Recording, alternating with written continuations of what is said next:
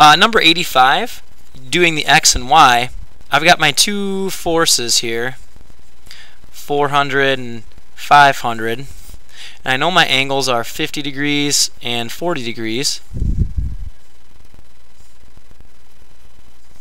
What I'm going to do is break down each of them into their x and y components.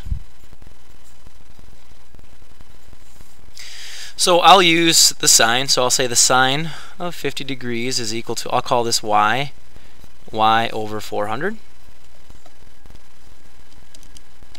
So 400 times the sine of 50 is equal to 306.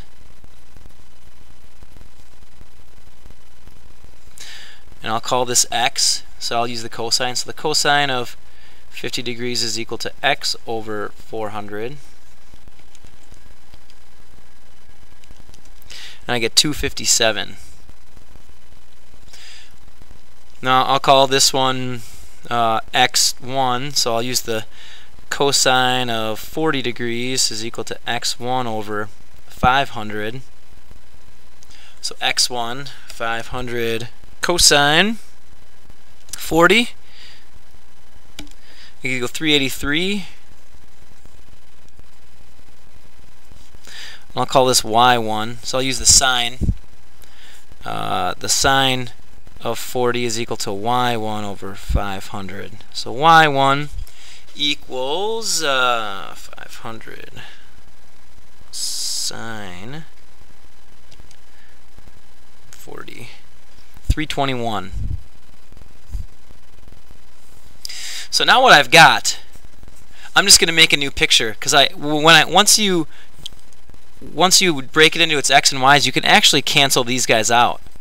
So I have my ring, and what's really going on here is that it's being pulled this way at 257, it's being pulled this way at 306, it's being pulled this way at 383, and it's being pulled this way at 321. So what's happening is these two are canceling, but this one wins. So I'm actually going to simplify this one more step. So my ring is actually being pulled to the left, and you'd subtract these. 383 minus 257, I get 126. And my ring is also being pulled up. You have to add these, because these are both pulling in the same direction, so you add them together, you get 627. So I'll put this down here. So you could figure out that your net force is this, and you would use the Pythagorean theorem. So you'd say 627 squared plus 126 squared. Take the square root of that, you get 639. So that's 6.40 times 10 to the 2 newtons with the Pythagorean theorem. And then I would find this angle.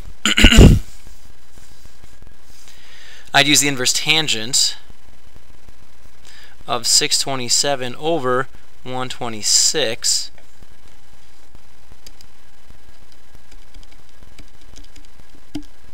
You get 78.6 degrees. Now,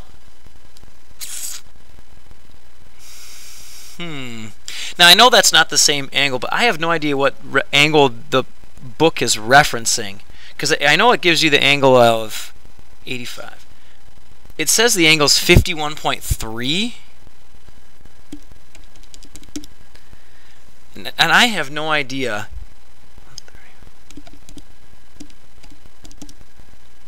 I have no idea what the deal is. Why they? I would accept this. I'd say 78.6 degrees above negative y-axis. That would be a good one. I think the book's being kind of screwy here.